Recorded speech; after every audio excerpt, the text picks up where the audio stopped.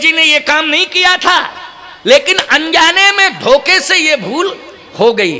परंतु त्रेता की याद रखना, ये त्रेता की चौपाई है, ये त्रेता की चौपाई है ना। तापस अंध साप शुद्धि आई, कौशल्या सब कथा सुनाई। तो सीधी सी बात है कि त्रेता में महाराज दशरथ कर्म का फल भोगने के लिए मजबूर हो गए कि नहीं हो गए? बोलो हो गए, निश्चित रूप से हो गए। और सुन लीजिए मेरी बात को, ये कलयुग में तुम लोग पैदा हुए हो, कलयुग में बड़ी बड़ी छूटें भगवान ने दी हैं। बोलो दी हैं छूटें कि नहीं? कलयुग समनई आन जुग जो नर कर विश्वास, और गाए राम गुण गण विमल भव तरि विनय प्रयास। केवल इतनी बड़ी सुविधा आपको मिली, राम का नाम लो कल्याण हो जावे। भवतर विनय प्रयास, कलयुग समनई आन जुग जो नर कर विश्वास। विश्वास करने की जरूरत है। कलयुग केवल नाम यधारा, ओ सुमिर सुमिर नर उतरै पार। कलि करे पुनीत प्रतापा, मानस पुण्य होई नहीं पापा। मानस पुण्य होई नहीं पापा। ये कलयुग का प्रभाव है, ये कलयुग का प्रताप है। मानस पुण्य होए नहीं पापा। मन से आपने यदि किसी का भला सोच लिया तो आपको पुण्य मिल गया, और मन से यदि आपने किसी का गलत सोच लिया तो फिर आपको पाप नहीं लगेगा। मन से बस क्रियान्वित मत करना, नहीं हाथों से अगर क्रियान्वित कर दिया आपने, शरीर के अंगों से क्रियान्वित कर दिया तो कन्फर्म ही है कि पाप लग ही जाएगा। वो लग जाएगा कि नहीं? जैसे आप सब बैठे हो, आपकी जेब में 100 का नोट, और आपका बगल वाला सोच रहा है ये 100 का नोट हमारे पास आ जाए, किसी भी तरह से आ जाए। कैसे आएगा, कैसे आएगा? अच्छा एक बात बताओ, आप बगल वाले को मन से सोच रहा है, क्या चोर सिद्ध करोगे उसको? है तुम्हारी हिम्मत चोर सिद्ध करने की? जल्दी बोलो, नहीं है। और यदि उस बगल वाले ने अपना हाथ तुम्हारी जेब में डाल दिया और 100 का नोट यूं किया तो तुम हाथ पकड़ोगे, चोर चोर चोर चोर। देखो देखो बगल ही में बैठा बैठा चोरी कर रहा था, देखो देखो चोर। अरे वो कहे भैया हम चोर नहीं है, तुम फालतू की बात करते हो। तो ये नोट क्यों निकाल रहे थे? हम इसलिए नोट निकाल रहे थे कि अपने 100 के नोट से तुम्हारा 100 का नोट मिला रहे थे कि मिल रहा है कि नहीं मिल रहा है। हमारा और तुम्हारा एक ही जैसा है कि नहीं? कितना सफाई दो तुम, ईमानदारी से बताओ, ये सफाई चलेगी? समाज में काम आएगी? समाज तुम्हारी निंदा करेगा कि नहीं? निंदा प्रस्ताव तुरंत पास हो जाएगा कि ये चोर है, इस तरह से हरकत कर रहा था समाज के सामने बैठा बैठा। बोलो भाई। लेकिन मन से तुम घंटों से सोच रहे थे कि हम 100 का नोट हमारे पास आ जाए, 100 का नोट हमारे, लेकिन किसी ने चोर बता पाया है? बस यही विशेषता है प्यारे। कबीरदास जी क्या कहते हैं? कबीरदास जी कहते हैं मन को आज तक कोई बस में नहीं कर पाया, कोई माई का लाल बस में नहीं कर पाया मन को। तो फिर क्या करना चाहिए? कबीरदास जी कहते हैं मन जावे तो जान दे। ये कबीर की वाणी है। अरे मन जावे तो जान दे, फिर दृढ़ कर राख शरीर, शरीर को मत जाने दे। यदि गलत जगह पर मन जा रहा है तो मन को जाने दे, लेकिन गलत जगह पर शरीर को मत ले जाओ। मन के साथ, जैसे मन है भैया, मन गलत जगह पर चला गया, कबीर कह रहे जाने दो, फिर बोले लौट के आ जाएगा, लौट के आ जाएगा। अरे बोले आ तो जाएगा, बोले कोई खतरा थोड़ी है। क्यों? बोले शरीर को मन के साथ मत ले जाओ, बस मन जाता है जाने दो, शरीर को मत जाने दो। यदि मन चला गया है, शरीर आपका एक जगह है, तो जाने के बाद भी, मन के जाने के बाद भी कोई पाप नहीं लगेगा। लेकिन फिर पुण्य, बोले विशेषता यही है, पुण्य लग जाएगा। जैसे घर में बैठे हो, मन आपका यज्ञ में आ गया तो बोले पुण्य मिल गया, पुण्य मिल गया। ये विशेषता है, ये विशेषता है कि आपका शरीर यदि नहीं जा पा रहा है क्योंकि रोगी है, बीमार है, परिस्थिति है, मजबूरी है, लेकिन मन चला गया। भैया कमजोरी के कारण नहीं जा पा रहे, या साधन नहीं मिला है, 20 किलोमीटर है, नहीं जा पा रहे, लेकिन बहुत ही अच्छा प्रवचन यज्ञ हो रहा है कोले गांव में, तो बोलो मन आ गया कि नहीं आ गया? तो बोले शरीर यदि मजबूरी में नहीं आ पाया, लेकिन यज्ञ में आपका 20 किलोमीटर से चल के मन आ गया है, तो आपको मन के आने से ही पुण्य प्राप्त हो गया यज्ञ का। ये कलयुग की विशेषता है, ये अन्य युगों की विशेषता नहीं है, ये कलयुग की विशेषता है। लेकिन यदि आपका किसी पाप के स्थान पर मन चला गया और शरीर आपका उस पाप के स्थान पर नहीं गया, तो आपको पाप नहीं लगेगा। इसलिए कलि करे पुनीत प्रतापा ओ मानस पुण्य होए नहीं पापा। इसलिए मानसिक पुण्य लगता है, कलयुग में मानसिक पाप नहीं लगता है प्यारे। इसलिए हम कहते हैं कि मन यदि गलत जगह पर जा रहा है, वहां शरीर को मत ले जाओ, क्योंकि मन जावे तो जान दे दृढ़ कर राख शरीर। ओ उतरी धरी कमान है तो कैसे लागे तीर। जैसे तुम कोले गांव में बैठे हो, मन चला गया कलकत्ता, बोलो चला गया, कह दो जाओ कलकत्ता। न टिकट कटाया, न धक्के खाए और न कोई परेशानी, गया और लौट के आ गया। अब मन के साथ शरीर को ले जाओगे तो पैसा भी खर्च होगा, समय भी देना पड़ेगा, टिकट भी कटाना पड़ेगा, धक्के भी खाने पड़ेंगे। और कलकत्ता जाओगे तो 1 हफ्ता टूटेगा, दिन भी 7 लगेंगे, वो लगेंगे कि नहीं। लेकिन मन चला गया कलकत्ता, बोले 7 मिनट भी नहीं लगे, लौट के आ गया। क्या नुकसान हुआ बोलो जल्दी। इसलिए शरीर को, कबीर की वाणी है ये, तुलसी और कबीर की वाणी बड़ी महत्वपूर्ण वाणी है, साधारण नहीं है। समझ रहे हो कि नहीं? ये साधारण वाणी नहीं है, महत्वपूर्ण वाणी है।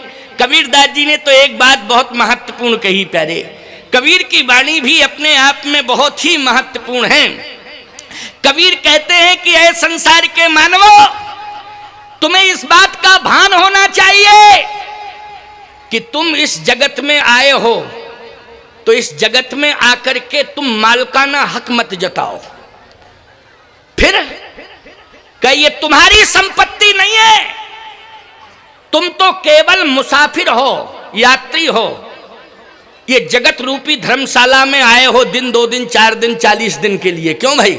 अच्छा, मुसाफिर जब धर्मशाला में आता है तो बोलो उसका कब्जा हो जाता है क्या? जल्दी बोलो। दिन 2 दिन 4 दिन 40 दिन, क्यों भैया? यही नियम रहता है कि नहीं? फिर उसे जाना पड़ता है कि नहीं? तो कबीर कहते हैं कि ऐ संसार के मानवो, तुम जगत में आ रहे हो, ये तुम्हारे लिए धर्मशाला है, इसको तुम, इस पर मालकाना हक जमाना नहीं। ये मालकाना हक जमाओगे तो तुम्हारी अज्ञानता होगी। तो तुलसीदास जी बोले फिर हम भी कुछ कह दें। हाँ बोलो बोलो तुलसी, बोलो बोलो। कबीर ने कहा बोलो तुलसी। तो तुलसीदास जी बोले सुनो हमारी बात, संपत्ति सब रघुपति के आही। तुलसीदास जी बोल पड़े संपत्ति सब रघुपति के आही। ये संपत्ति किसकी है? भगवान की है। तो ये जगत रूपी धर्मशाला भगवान की है, बोलो है भगवान की कि नहीं? लेकिन तुम मुसाफिर बन करके आए हो तो इसमें रुक जाओ, लेकिन इस पर मालकाना हक मत जताना। कबीर ने फिर स्पष्टीकरण दिया, इस सराय के बीच मुसाफिर, कबीर कह रहे हैं, कबीर ये ध्यान से सुनना। इस सराय, सराय मानी धर्मशाला, सराय मानी क्या है? धर्मशाला। थोड़ा समझ लिया करो, बहुत पुराने लोग बैठे हैं वो सराय भी समझते होंगे हैं, और धर्मशाला में तो सभी समझते होंगे हैं, समझते होंगे कि नहीं? और होटल में तो टोटल समझते हैं, होटल में तो टोटल ही समझते। क्यों समझते कि नहीं समझते? क्योंकि आज की भाषा अब धर्मशाला नहीं रह गई है, इंग्लिश मीडियम जमाने में होटल।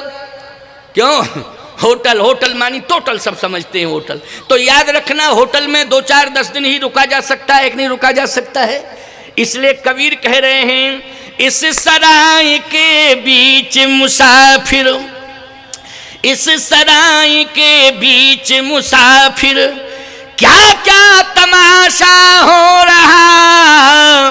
कोई समेटत बिस्तरा, कोई बिछा कर सो रहा। कोई समेटत बिस्तरा, कोई बिछा कर सो रहा। बोलो इस जगत में जो आया है यही देखने को नजारा मिल रहा है कि नहीं मिल रहा है?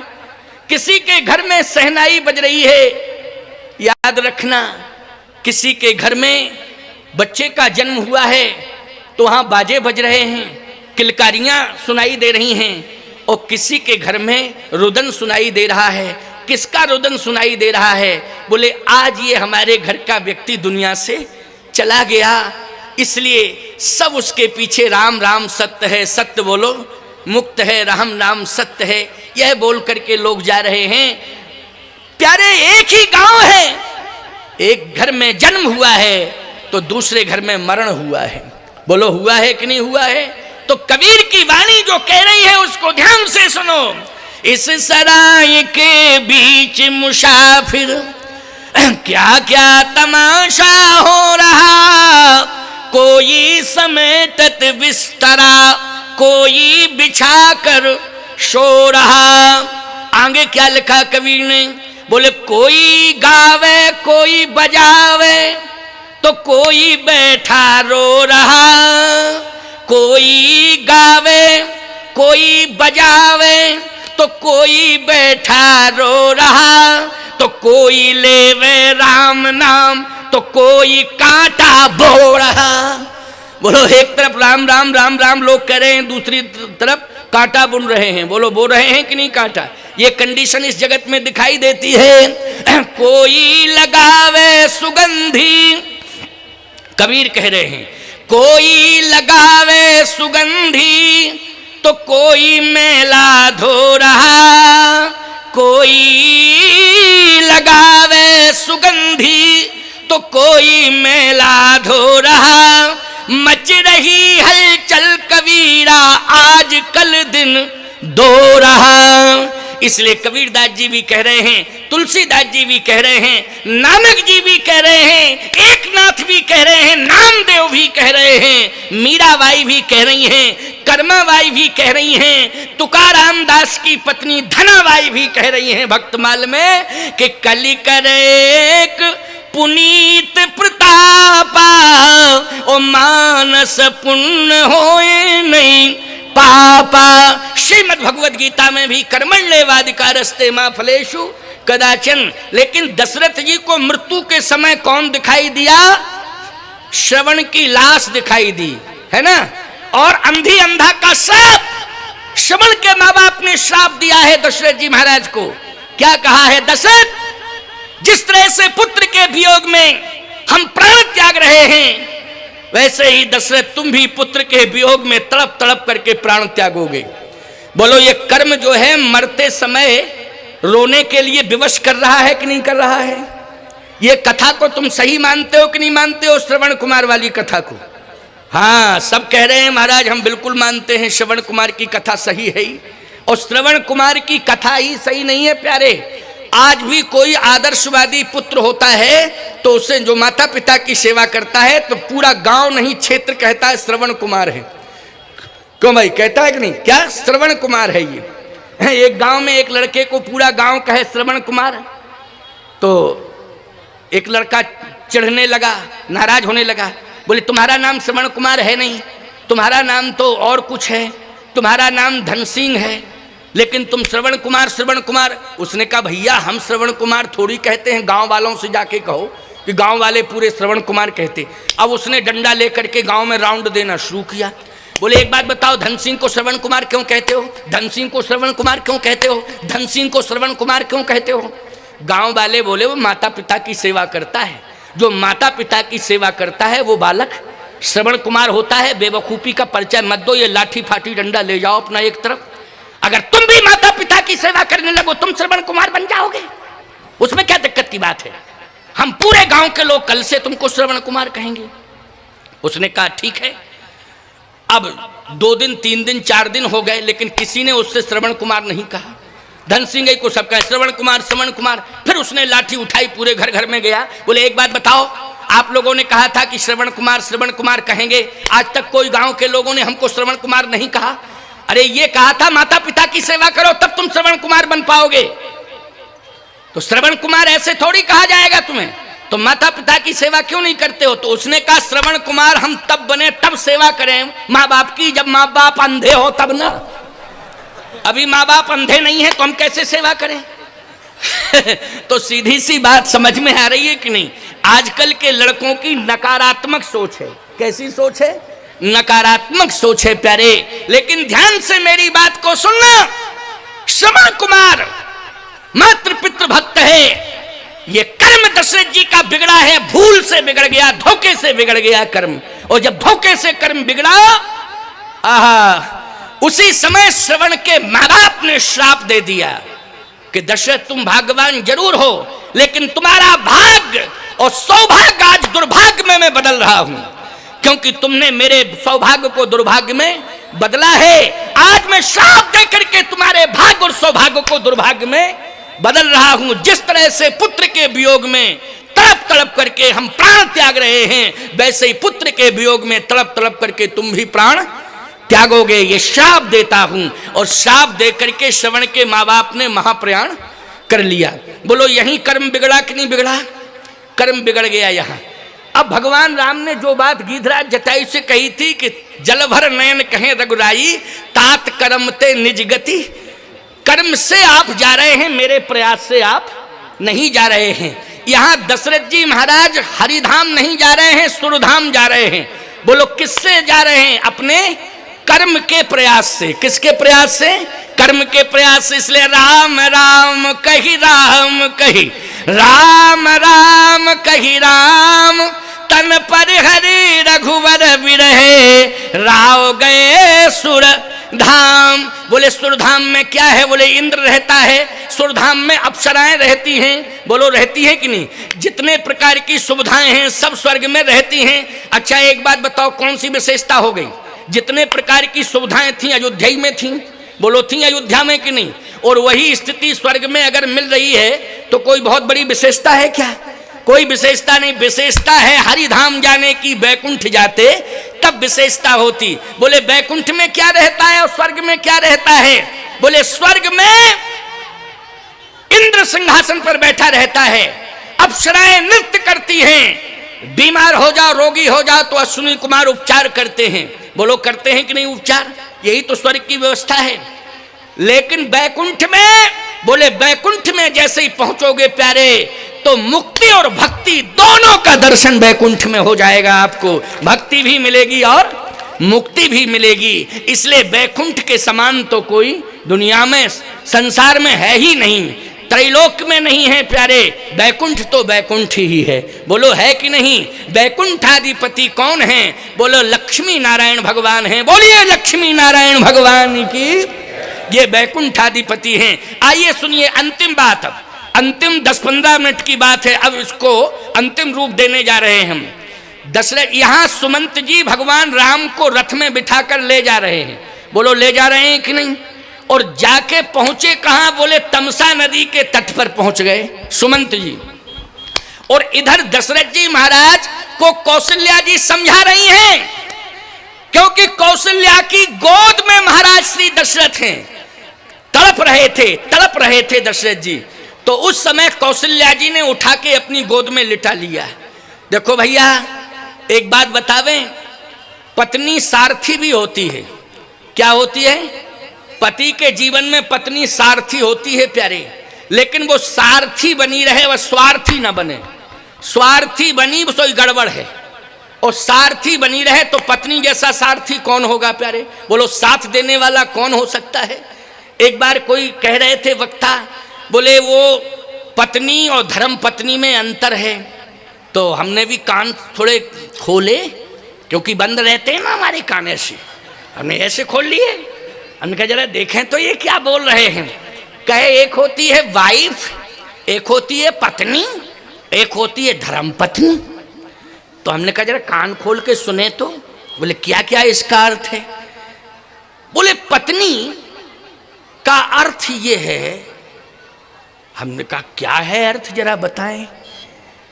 पत्नी का अर्थ ये है जो पति को स्वार्थ की ओर ले जाए।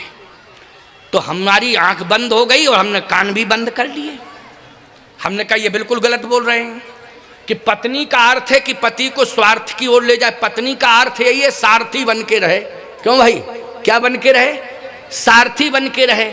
और धर्म पत्नी का अर्थ है कि स्वार्थ से निकाल के धर्म में लगावे। तब फिर मैंने कहा सुनो कान खोल करके अब मेरी बात, पत्नी और धर्म पत्नी में इतना किए थे तो हम दो ही कर लें, ऐसा नहीं सोचना। विवाह दूसरा होता है, कंडीशन पर डिपेंड करता है। किस पर डिपेंड करता है? कंडीशन पर। जैसे वंश चलाने के लिए संतान की जरूरत है, समझ गए हो ना। और यदि संतान नहीं हो रही है तो लोग दूसरी शादी का निर्णय लेते हैं। लेकिन एक बात और सुन लो, ये संतान का योग प्रारब्ध से बनता है प्यारे। किससे बनता है? प्रारब्ध से बनता है। यदि प्रारब्ध होगा तो संतान मिलेगी, और आपको महाराज प्रारब्ध ना हुआ तो फिर याद रखना किसी संत महापुरुष की कृपा हो जाए आशीर्वाद के रूप में तो संतान का योग बन जाता है। दशरथ जी कहते हैं कि ये हमारे प्रारब्ध से संतान का योग नहीं बना, क्योंकि कौशल्या तेरे साथ विवाह किया संतान नहीं हुई, सुमित्रा के साथ विवाह हुआ संतान नहीं हुई थी, कैकेयी के साथ विवाह किया संतान नहीं हुई थी। इसका मतलब 3 विवाह करने के बाद भी संतान का योग नहीं बना। फिर महाराज ये संतान का योग कैसे बना? कह श्रवण कुमार के माँ बाप के कारण बना। सुन लो भाई, देखो ये दशरथ जी सुना रहे हैं, ये किसके द्वारा बना? श्रवण कुमार के माँ बाप के द्वारा। मैंने आपको एक बात बताई नहीं, या तो प्रारब्ध अनुसार संतान योग बनता है, या फिर किसी संत महापुरुष का आशीर्वाद और कृपा में हो जाए तो प्रारब्ध का योग बनता है। तो कहे महाराज आप तो कह रहे श्राप दिया, श्रवण कुमार के माँ बाप ने आपको श्राप दिया, लेकिन श्राप होता है, वरदान होता है। आप श्राप को क्या मानते हैं? कहा वरदान। श्राप को मानते हैं वरदान। श्रवण कुमार के माँ बाप का श्राप मेरे लिए वरदान बन गया है। कैसे वरदान बन गया है महाराज? अब देखो कौशल्या जी पूछ रही हैं, दशरथ जी बता रहे हैं, सुना रहे हैं, अब तुम सुनते जाओ। कह जैसे ही धोखे से मैंने श्रवण के बाण दिया तो श्रवण राम राम राम राम राम राम कहते हुए सरजू के किनारे लेट गया। राम, जैसे ही राम शब्द निकला, देखो ये राम शब्द अनादि शब्द है, ये मत मानना कि राम शब्द केवल दशरथ जी के पुत्र राम के बाद ही, ये अनादि शब्द है। राम बोलो है कि नहीं? ये अनादि शब्द है, राम राम राम। इसलिए इसको ऐसा मत मानना कि ये तो वशिष्ठ जी महाराज ने, जैसे तुम्हारे बेटे का नाम राम कुमार हो जाए है तो तुम यही कहोगे कि हमारे बेटे का नाम जब से राम कुमार हुआ तभी से सब राम राम कहना शुरू कर दिए, यही मानोगे क्या? तभी से सब राम राम कहना शुरू कर दिए? ऐसा नहीं है, ये अनादि शब्द है राम। इसलिए ब्रह्म राम ते नाम बड़ बरदायक बर दान। इसलिए ध्यान से सुनना, बहुत महत्वपूर्ण बात है। दशरथ जी ने कहा कौशल्या आप सुनो। जैसे ही राम राम कह करके श्रवण कुमार सरजू के किनारे गिर पड़ा तो मैंने कहा ओ हो बहुत बड़ा पाप हो गया, पाप हो गया बहुत बड़ा। दशरथ तूने ये क्या किया, क्या किया? जैसे ही दौड़ करके गया तो श्रवण पड़ा हुआ था, राम राम कह रहा था। जब मैंने संभाला तो श्रवण ने यही कहा कि अय महाभाग, मेरे माता पिता प्यासे हैं, मैं तो मरने ही जा रहा हूँ, कहीं 3 मृत्यु का पाप आपको ना लग जाए, मेरे माता पिता भी प्यासे मरेंगे, इसलिए उनके प्राण बचाओ, उनको तुरंत जल्दी जल पिलाओ। तो जैसे ही मैं जल लेकर के गया और मैं जल देने लगा तो श्रवण के माँ बाप ने कहा तुम बोलते क्यों नहीं हो श्रवण, इतने विलंब से क्यों आए? लेकिन विलंब से क्यों आए श्रवण? तो श्रवण हमारे यहाँ झूठ बोलने की आदत नहीं है। देखो रघुवंश में सब सत्यवादी हुए हैं, बोलो हुए हैं कि नहीं?